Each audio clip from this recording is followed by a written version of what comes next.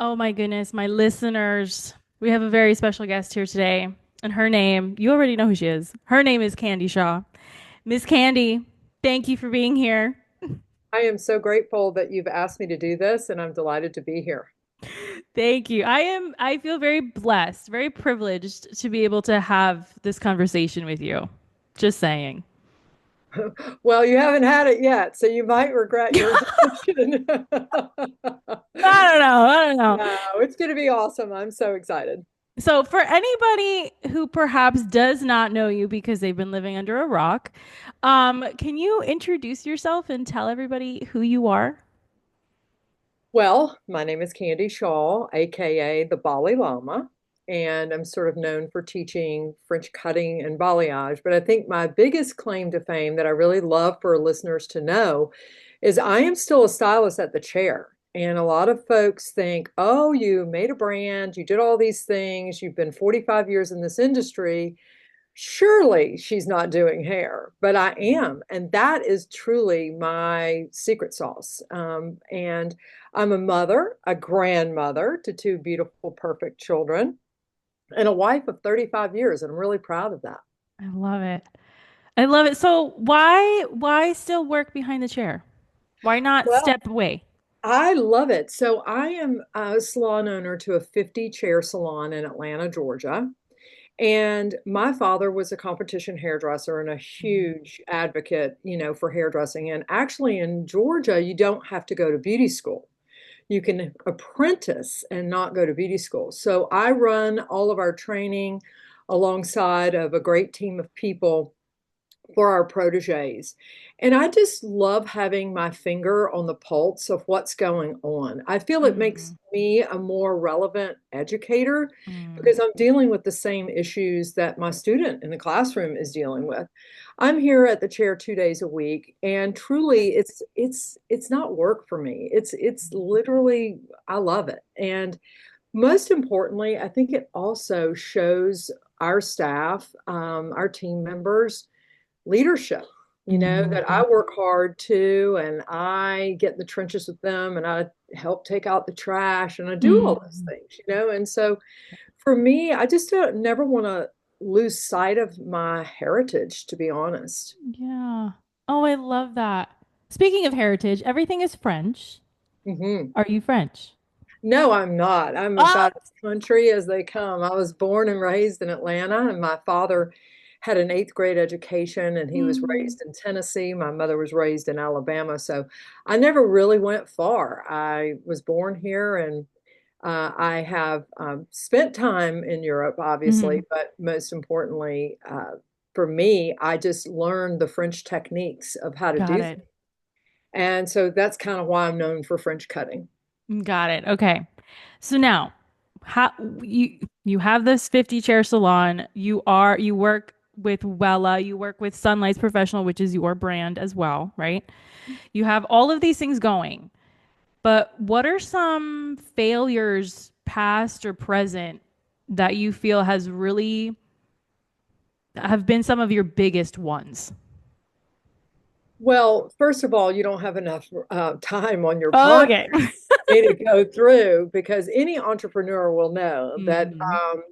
there's no rocket ship to the top. If Mm. you think about going out there and starting a brand, you've got to realize that the road is very crooked. It comes around and goes up in circles and up and downs. But I think probably the thing I'm most proud of, I'd like to start with that. I Yeah. think I'm most proud of all the no's that Hmm. I gave to people along the way in my career. And what I mean by Oh. that is sometimes the best decisions I ever made were the ones I didn't.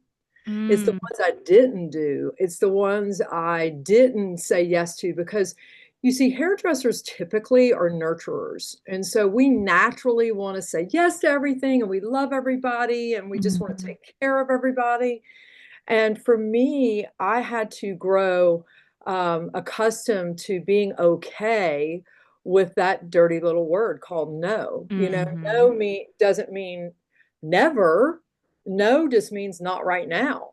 And Hmm. or no means maybe, maybe later. right? And Mm-hmm. so some of the failures I think I could have experienced were if I said yes. And Mm. I wasn't prepared. You know, when you're underprepared and you say yes to something, then you just scramble and then Mm-hmm. you start making stuff up and you just start doing things just for the sake of being done. Mm-hmm. And so I'd love to say that possibly, you know, I avoided a lot of those failures. Now, have I had failures? You betcha. Mm-hmm. I mean, anyone that's not scarred and tarred, you know, come on, you're lying Yeah, because you thank you. are, you're lying. I mean, it's absolutely not. I used to say, if you haven't told me no, you're probably a nobody, you know? You know what I Oh. mean? Because I built a foundation on all the bricks that were thrown at me. I mean, imagine this. You have a father who was a 60-year champion hairdresser who's wildly respected in this industry. And you're the boss's daughter, Mm-hmm. And so then there's all that scrutiny of she'll never be big enough, she'll never be as good enough, and you have a target on your back. Let's face it, women are mean, Yeah. you know, and they say mean things. They don't even Mm-hmm. have a clue what they're talking about sometimes. So for me, I've definitely had failures, and part of that has been on my father teaching me to do things that he did and maybe succeeded at, and he wanted to see me not succeed or vice versa. Like he'd tell Mm-hmm. me, "Don't do that. I've already done it. It doesn't work." Right. And I'm like, "No, I have to try. I have to try on my own." Yeah. So I would say, from a business perspective, I avoided a lot of challenges in my life, simply taking sometimes what I would call the path of least resistance. Mm-hmm. And because of that, I've had a slow burn, like with sunlights. It's been a Mm-hmm. slower growth period where a lot of people just want to get on that rocket ship and go straight up. I took the path of least resistance. Is that a failure? No, the company is still doing amazing things and it's still amazing. But I'm 10 years still scratching and clawing, right? Right. So, some might see that as, oh, well, you didn't sell your company at 5 years or 6 years or 8 years, like a lot of people do. Mm-hmm. But for me, it's so much fun. I just don't want to give it up. Yeah. Yeah. If it's fun, you gotta keep doing it. It's like a strength. You build on your strengths, right? Absolutely. So, would you say that being your father's daughter was something that was the biggest thing you had to overcome? I think it was definitely a big obstacle. I will say this, I do remember the time, my whole career, I was Jameson Shaw's daughter. Mm-hmm. And I do remember the moment that I was at a hair show and somebody ran up to me and said, "Oh my gosh, that's Candy Shaw's father." And it switched. Like I went from being Jameson Shaw's daughter my whole life, kind of Yeah. under the umbrella, and then, eventually he became my father, if that makes Yeah, sense. no, it makes sense. And so my dad was incredible. He passed away last year, Mhm. and I missed calling him every single day because he was really just the E.F. Hutton of hairdressers. Mhm. And for those of you who don't know who E.F. Hutton is, there used to be a tagline that said, "When E.F. Hutton speaks, everyone listens." Yeah. And he was just a wealth of wisdom and knowledge. And he was the original street punk. He built a Mm, business and a mega business off, like I said, an eighth grade education yeah. and really no formal training. So it really wasn't hard working for my dad because he made it hard. It was probably hard working for my dad because I made it hard. I wanted Mm, to impress him. I wanted to make him proud. I wanted to make him, you know, just I wanted to see this business double and triple in size yeah. from all the great groundwork that he had done himself. I love that. Owning a salon with my mom and hearing you talk so highly about your dad, it's really something that you just like you can explain it, but you can't really explain it because you just want to make their dream like bigger and better than they could have like ever imagined. And it's just, uh so with But all there's those times when, like when everybody else doesn't want to work, you're there, I right. mean, you can't dial it in. I mean, you don't get a hall pass. I mean, Right, you don't.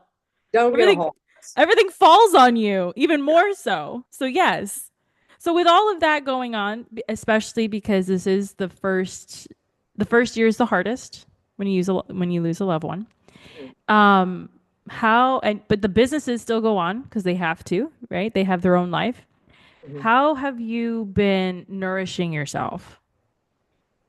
Well, I do want to say that I had the wherewithal over almost 18, 19 years ago to buy the business from my dad. Mm. And I wanted to do that just simply because it would be the easiest exit strategy for him, and it would be Hmm. easier on me just to not always have to answer, you know, Yeah. like if I decided to do something and I failed miserably at it, then I would just say that's on me, and Right, I, right. wanted to protect him in that way. But I have a really great network of friends and girlfriends and people. I have a great, wonderful marriage. I work with my family. My son is in the business. My daughter-in-law is in the business. My husband's in the business. So we are really good when you grow up in a hair salon. And I literally did. I rode my Mhm. bicycle to my dad's salon to fold towels after school when I was 7 years old. Started cutting hair when I was 13. When you grow up in the business, all you ever know is a hair salon. Yeah. So we made a conscious effort long ago in our family to cut it off. So there's moments like we're at dinner, we're at whatever, Hmm. we're like, okay, we're not talking about the salon today. We're going to talk about Okay. family. We're going to talk about, you know, goals, aspirations, dreams, what have you. But we were, I have carried that philosophy with me as a leader. I shut it off, Hmm. and I that helps take care of me. I also, people would be surprised to know that when I travel, and I travel a lot teaching, is I don't go to a lot of dinners. I don't hang out late. I don't pony up at the hotel bar. Hmm. I get my job done. And my dad would have many sayings, and one of them was, if you're going to fly with the eagles in the morning, you can't hoot with the owls at night. Oh, I love And that. that's been a really conscious balance effort, Yeah. is to constantly balance that work life. And when you're on the road, to go to bed, get great sleep, take care of myself, both with exercise and nutrition and those types of things.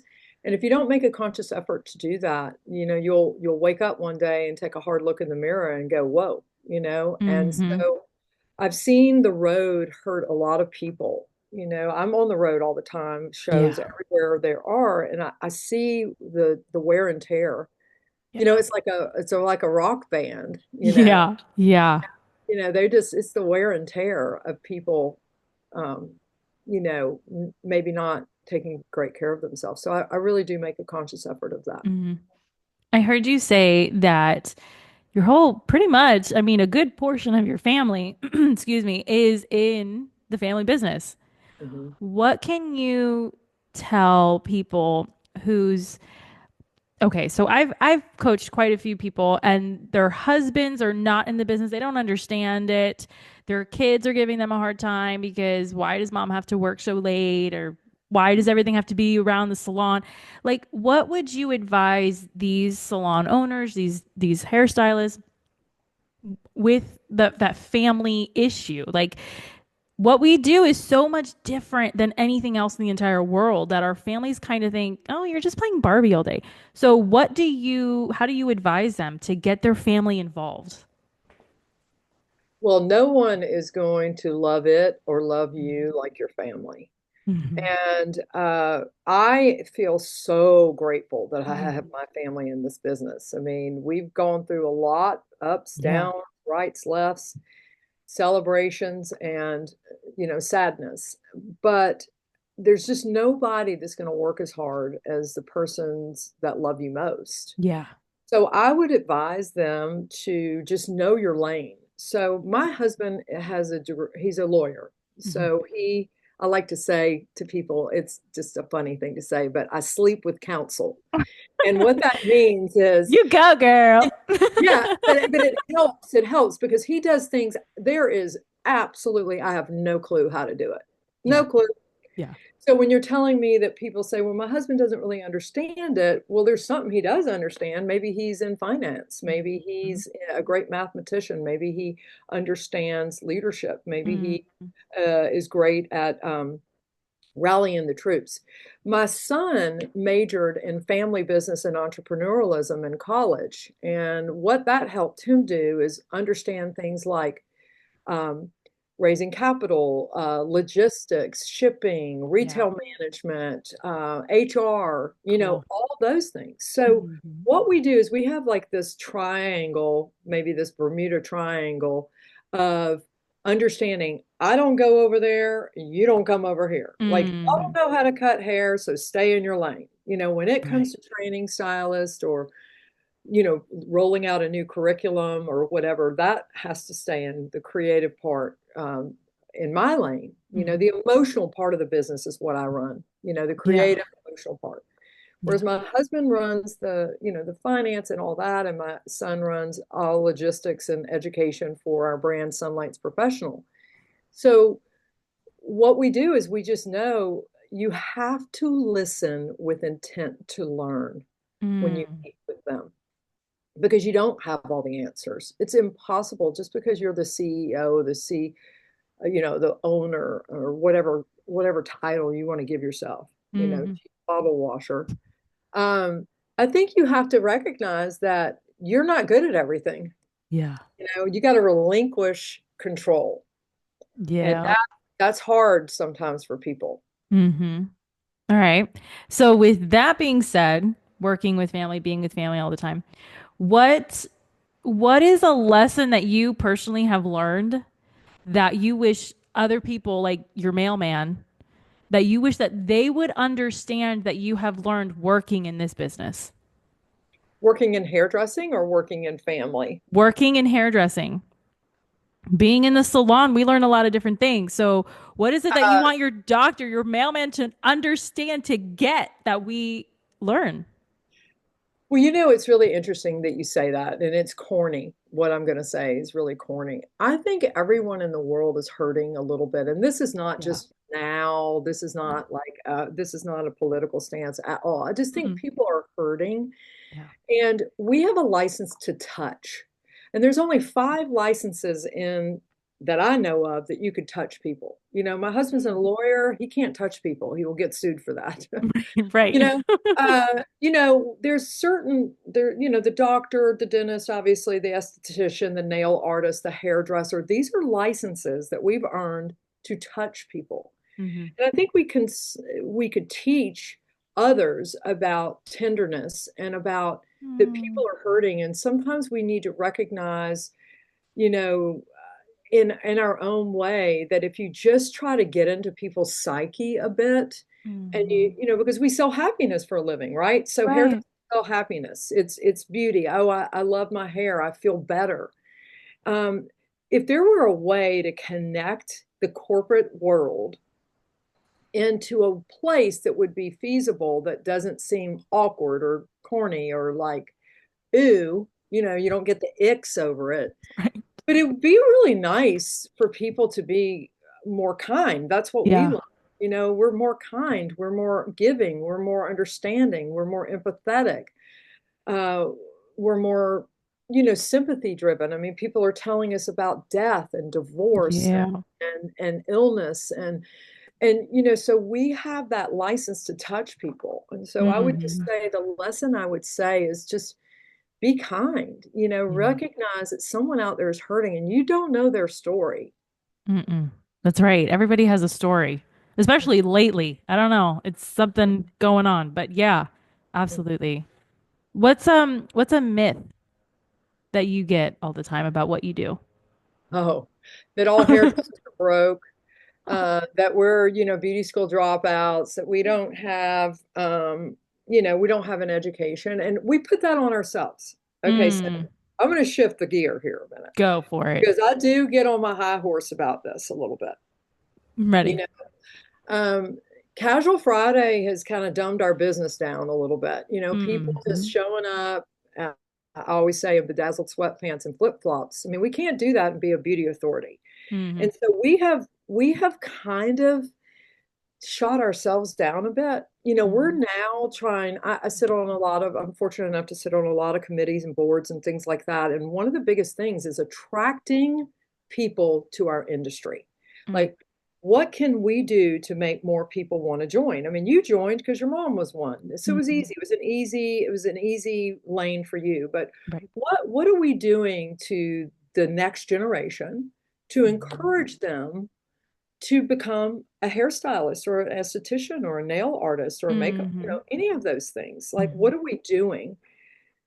So part of it is the influx of obviously being an independent contractor. A lot of people lie about what they make. Hmm. They do. They do. They make money, they pay their rent, they do a lot of girl math Hmm. and and and they don't always tell the truth. Let's be Yeah. honest. Yeah. And so what happens is when a mom, just say this, a parent goes and Googles, how much can a hairdresser make? What comes up on the Google search engine is, 25, $30,000 a year. And a parent's like, you're not going to go to beauty school to make that. Not when you can go be in pharmaceutical sales or a nurse Hmm. or this or a teacher or whatever it is that they do. So Hmm. we are on an uphill battle to Yeah. get people to join the greatest industry on earth. I go to work every day, loving what I do for 45 years. How do we translate that into success and what that looks like? And so my high horse is, we have to take accountability. Hmm. We have to recognize that, you know, what is our value, right? So I go online in the mornings, I'm scrolling and I'm just reading and scrolling, instead of getting into arguments like a lot of people do. I just Yeah. like, girl, just scroll on, Yeah. you know? And there's all this like, I want to go up on my prices and I'm so tired of no-shows and I hate this and blah, blah, blah, blah, blah. We're just it's just a bitch fest. Hmm. And I'm like, whoa, whoa, whoa, time out. First of all, how are you running your business? What is your accountability? What value are you giving to your chair? What are you doing about your training? Are you the best at this? You can't just demand, you can't just say, Hmm. well, I do this and I've been a hairdresser 10 years and so I deserve this. No, no, no, no. I have people in my classroom 20 years don't never painted a head of hair. They're 20-year veterans. Hmm. So you can't demand it. So I think we've got to do a better job of Hmm. recognizing that we are beauty professionals and keyword professional. Hmm. Everything that comes out of our mouth must be professional. How we look must be professional. How we act must be professional. And if we continue to show these mothers and fathers and sisters and brothers what a great industry this is, then we will attract like-minded people, right? So the law of Exactly. attraction, Yeah. you attract what you are. And by the Exactly. way, hairdressing's hard. It's hard. When we talk about it, I don't think we have a labor shortage. We have a talent shortage. Hmm. We have a talent shortage. And what I mean by that is like a restaurant can go hire a waiter, waitress, they can train them in 2 weeks how to wait a table. It Yeah. takes us a long time as a mentor and a coach to get somebody from soup to nuts. And so that time that we put into somebody to sharpen their skills is a lot, and Hmm. these folks that think they can graduate from a beauty college or an institution and go out on their own are nuts. Thank you very much. Thank you Nuts. very, very much. Because I don't care, you don't have like the law says that you have a 230 circle of know-how friends, Hmm. okay? Hmm. This is analytics. I'm not making this stuff up. Yep. And you're not going, what you don't understand about what we do is not your friends and family aren't always going to be your customer, Mm-hmm. right? Mm-hmm. By the way, I don't do any of my family other than my children unless they want to pay full price because that time allotted at my chair is my time that I can sell my ticket, you know, Right. Right. my concert. And so I don't do that. Why we dumb it down. We do Whoa. hair in the That's really. kitchen, Uh-huh. hair in the kitchen, we do hair on the back porch, and then we wonder why we can't charge a greater value. So that's my high horse that I get on. I love it. I protect my license, I protect who Hmm. I am, I protect my salon. I coach my team members to don't dumb yourself down. Don't barter. Mm-mm. Bartering is just dumbing down who you are, is saying you're not worth it. Yeah. Be worth it. Stand tall, get up, put your makeup on, get dressed, get in the game. And I feel like if we could do more of that, then our industry Yeah. and our skill level would continue to rise. Absolutely. I'm kind of blown away. Like you don't do your family's hair. What do Mm-mm. you tell them? Be like, go see Susan. No, She's no, free. no. At Like, a how do you do that? discount. No, at a discount. Okay. At a discount. I do my Okay. children, and Okay. if I have a sister-in-law, a cousin, Yeah. whatever, uh, you can come, but you have to pay what I charge. I I don't love it. because I only have so many hours in a day, right? We all talk. Right. We get booked solid at 5 days a week. Now we want to go to four. We get books, then we want to go to three. Mm-hmm. Now everybody, and to be honest, if I may say this, Mm-hmm. Please. hairdressing has become a hobby for a lot of people. They got three jobs now. They're Yes. and they're teaching yoga, and oh my God, they have a camera, so now they're a photographer. And and quite frankly, it saddens me that we aren't holding the greatest job on the planet, in my opinion, to a higher standard and being proud of that. We just did our goals and our all company meeting, Mm-hmm. and we have four different categories that we have, and I have it right here, so I'm going to read it to you because it's Yeah. sitting on my desk. Hold on, let me just grab it. Um, so we have four categories, and our categories exist of someone that can produce up to $100,000 a year is in the Silver Club. The Gold Club is $175,000. The Platinum Club is $250,000, and Diamond Club is $325,000. We had people in all of those categories. We had actually 10 people in those categories. And so we have this myth of, hairdressers can't have, great livings, Mm-hmm. but in order to get a good living, you got to come up with the formula. And the formula is 7 words to success. And that is show up on time, ready to work. You Mm. got to get to work. Right. You can't just say, I'm going to work only this day and I don't work that day. Yeah, you can put that on your schedule. You can go to your kid's ball game. You can do those things. But if you get a reputation for not being there, people are going to quit calling you. Right. Right. Sorry, I Oh didn't mean to Lord. go so hard on No, no, it is about real and raw on this show. it. Okay. And that's what we're doing. No, that's beautiful. Yeah. Because I have noticed that, like, oh, yeah, I'm a hairdresser on Mondays and Tuesdays. And then the rest of the week, I don't know, cleaning houses. And you're like, what are you doing? And I understand it. And Yeah. by the way, I want to say this to all your listeners out there. This is not me booth bashing because Mhm. I understand that there is a time and a place. Yeah. There are those who it works into their season of Mhm. life and Mhm. or their lifestyle. But a lot of people need leadership. They need Yeah. discipline. We don't have the discipline. I mean, think about it. We have how many of your listeners have a gym membership and never Mhm. go? Mhm. We don't have the discipline of somebody helping us along that way.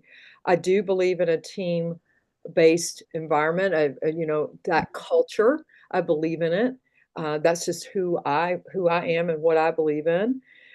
And because to me, I do believe that leadership of 5 years ago before COVID, a lot of salon owners ran people away. I do know that. They made mistakes because they dialed it in. They didn't Yeah. care about their staff. They were, not flexible. There's a lot of reasons, even my own accountability in that. Like Mm-hmm. I had to pivot and become completely different of Mm-hmm. the leadership style of 6, 7 years ago.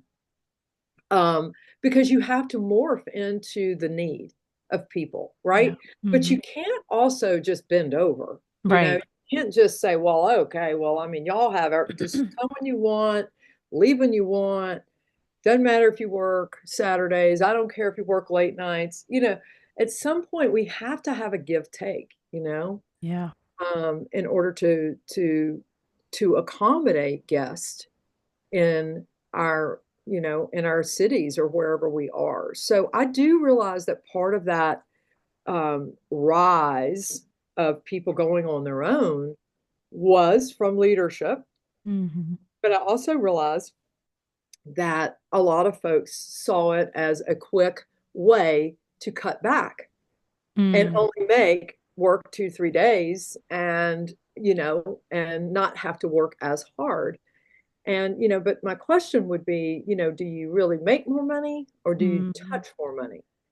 Ooh, I And, like that. Ooh, I like that. I mean, I just have to ask that because, I mean, we're notorious. I'm a salon owner. I mean, I have a big beast. Pray for me, right? Oh, girl, every day I'm praying. Yes. Yeah. So I don't take anything for granted. I'm not sitting here saying I have the answers because I Hmm. don't, because every day Hmm. I wake up and try to just be a better version of myself from yesterday. Yeah. But with that being said, we are notorious for not really understanding numbers Hmm. and doing a whole hell of a lot of girl math. Yeah. We're also notorious for having fast money in tips and gratuities, right?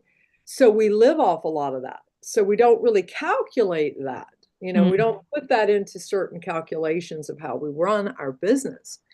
The cost of living is going up, the cost of supplies are going up, everything is going up.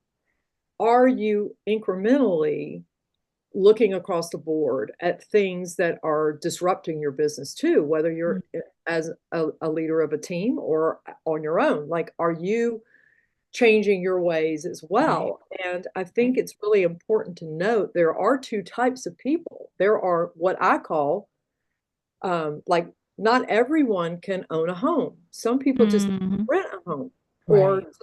lease a car, right? That was the Hmm. crash of Enron. Enron crashed, the Fannie Mae whole thing crashed because they were basically giving loans to everybody and people didn't have the discipline to handle it. Right. And so they defaulted. So that's what I'd say to your listener, like, are you disciplined enough to pull yourself out of bed every day and put your rod in the water?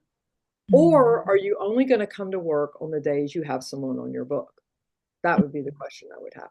That is the question. That is the question, Hmm. right?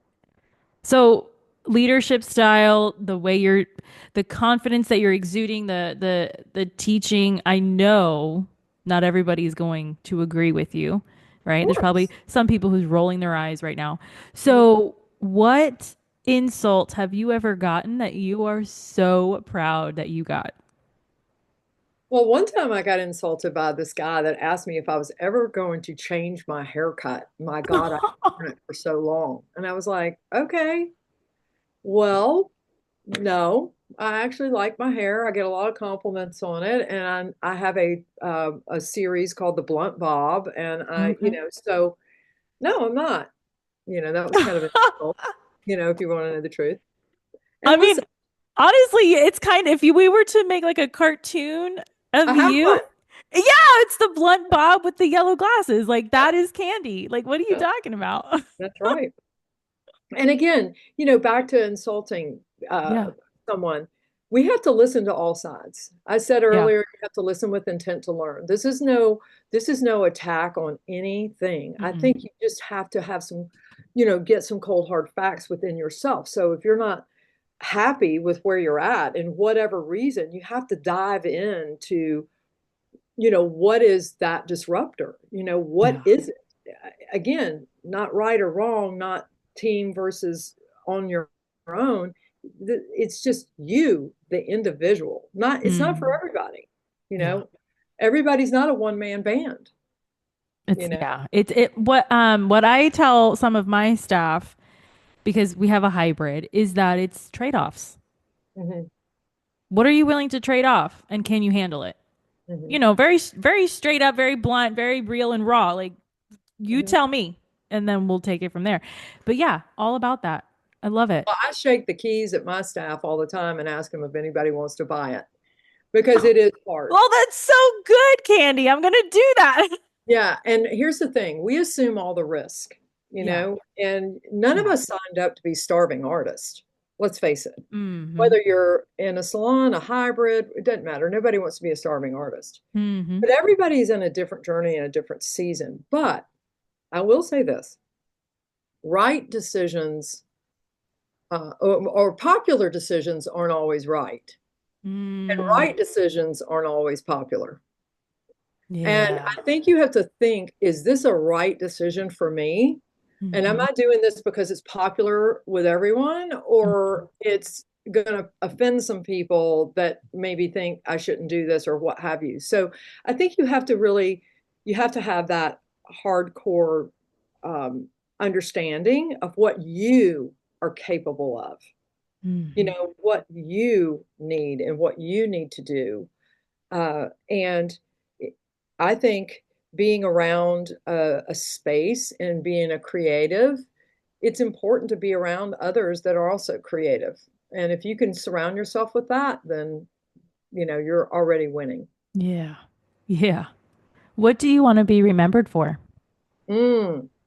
I want to be remembered for only being as good as my last haircut.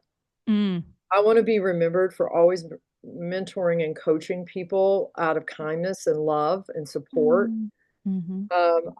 I want to be remembered for being, obviously, on my personal life, a great wife, great mother, great grandmother, you know, someone who listened, someone who cared, someone who helped.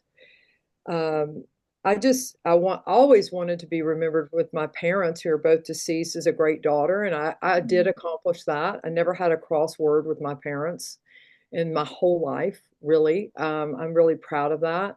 Mm. I mean, other than no, I don't want to do that. But I never had that moment like a lot of folks do where they don't talk to their mom and dad or Oh they yeah, don't, no. have that. Mm-hmm. But really just of always just trying her best to be her Yeah. best and Yeah.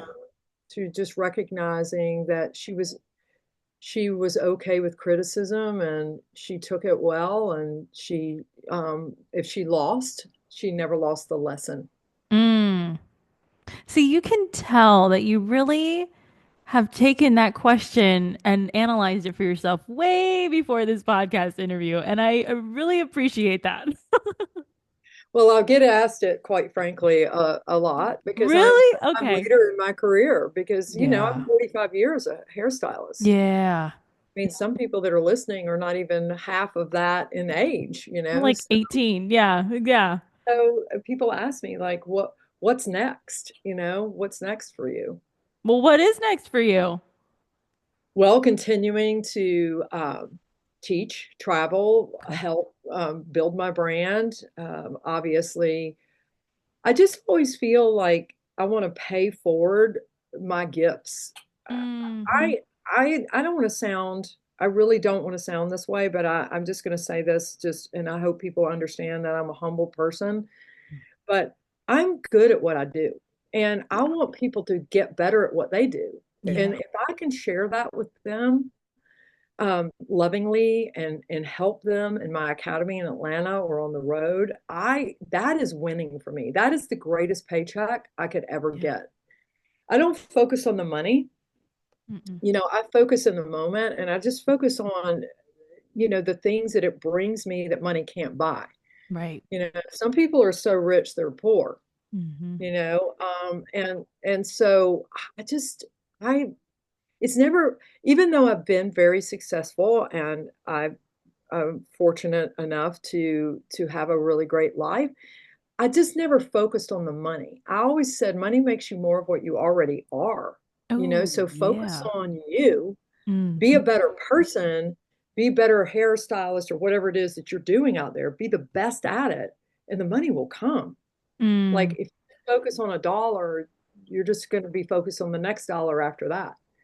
And quite frankly, if an 18-year-old listener or 19, 20, I have a 23-year-old daughter, is out there listening, I would say to you, if you don't think people in their 60s like me, 45 years in the industry, don't have money problems, you are smoking crack. We all have Yeah. money problems. It's just another zero.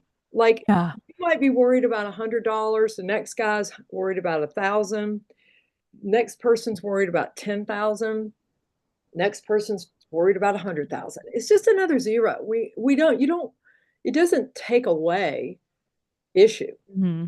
It just is it does it help things not to have to struggle? I certainly am not discrediting that at all. People who can't make their rent or what have you. I mean, I pray for those folks, Hmm. to get better at what they can do so they can. But it's not a solver of all problems, I guess is what I'm Hmm. trying to say. Right. It's Yeah. not. Yeah. And I love it. Yeah. The power of prayer is powerful, folks. Mhm. Okay. All right. So time is escaping. So my final question that I just love asking everybody is what is a question that you wish I would have asked you and how would you have answered? Um, what am I good at other than hair? Oh, that is a good one. That is a good one. Okay. What's the answer? So I am dyslexic. And so that was a struggle and something that I struggled with my whole life. And I never went to beauty school, I never went to college. And so I am self-taught in pretty much everything I've done, Mm. Hmm. because obviously I just said why. But I am a fan freaking tastic entertainer. And what I mean by that is I love tablescapes, I do flower arrangements, I can turn a party into a wonderland overnight. Like I am a creative. I love Hobby Lobby. I love going to Michael's. I am a home goods literally like a probably to a fault, Oh my like God, I love sometimes this. I go to 3 home goods in a Yes, day. Okay. because there's different stuff. Okay. I am a Cosquette. Do you know what a Cosquette is? No, what is that? Costco. I am Oh, I call myself a Cosquette. Like I love it. So I love to entertain. I yes. love to entertain people. I love to have family. I love to have when I say entertain, it's not always just a dinner party. It's like Right. like my granddaughter's getting ready to have her 5th birthday party here at my salon, Oh, and it's going to be Barbie braids and bows. oh my God, I So love I it. just give me a theme and I will throw up on it of all of the things that you can build and do and construct. I'm very handy with things like that. I'm very, artistic outside of cutting hair. And so Yeah. that's probably something I'm really good at. I'm going to tell you something I'm not good at. Okay. Cooking. No way. No Swear, way. swear. My I husband, really felt like you had the Southern no, cooking down. No. no. I actually stink at it. My husband has cooked every single meal for the past, we've been together 37 years, married 35, for the past 37 years. I am a lucky girl. Wow, But yes, you are. I But can clean the kitchen and I can set the table and I can buy the groceries and I can be a wonderful galley wench. But I cannot cook. So there you have it. that wow, I was not expecting that one. But that's perfect. You guys are totally matched. You can totally do for the and you really are creative, like 100% all the way. Would that Yes. be like a side hustle for you? Totally. I Right? could, Yeah. totally be an event planner, a wedding planner. I planned both of my son's weddings to a T. Um, I love it. I love it. It's kind of my happy place because it's Yeah. letting me work with my hands without having to talk, to Oh, people, yes. Yes. which we do all day long. Mm-hmm. It's allowing me to be uh, innovative and creative in a different space that I Mm. really truly love. And you know, I I think if I was to retire tomorrow, like, retire Right. tomorrow Exactly. too, I would love to have like a little coffee shop slash florist. You know what I mean? Like my husband would Oh, be on one side doing like coffees and breakfast and cute things like that. And yeah. I'd be Yeah. on the other side making your flower arrangements and, just like a little gift shop. I would Oh love. my God, I love it. What would you call it? Oh gosh, Candies? I have no idea. I haven't really thought about that. Sweets and treats or something. I Oh, don't know. that's cute. That's cute. You That's cute. know, get your candy on one side, and my husband's name is Fred, and get your sweet on the other. That's so cute. I love that so Right. much. Yeah. Well, I really appreciate you, Candy. I know we had some mix up that today for today's episode, but I'm so grateful for you. Has been a really pleasant chat. Oh, it's wonderful. And listen, I think it's amazing what you're doing. And I think we need more of it. People need to tell their stories. They need to Yeah. be heard in a way that's can help others, give them a leg up in this industry. I right now I, I am very involved in raising money for this industry for Beauty Changes Lives. Yes. Part of what we do is to get more people in this industry and to donate scholarship dollars. So that's a big part of my love, to give back. And I think I would say to all your listeners, no matter where you are on your journey, Mhm. turn around, find the person who's behind you and pull them next to you and help them go the journey. If we could just Mhm. reach back and pull the bottom up, Yeah. then I think we would be in a much greater space going Hmm. forward. I love that. Thank you for that. Yeah. Yeah. Yeah. That's a beautiful note that we're going to end on. I love it. Thank you so much for having me. Anytime, Thank I'd be you. happy to jump back on and tell you more. Thank you. All right, you guys, that is this episode for this week. Thank you for tuning into the Beauty Pro podcast, and I will talk to you later.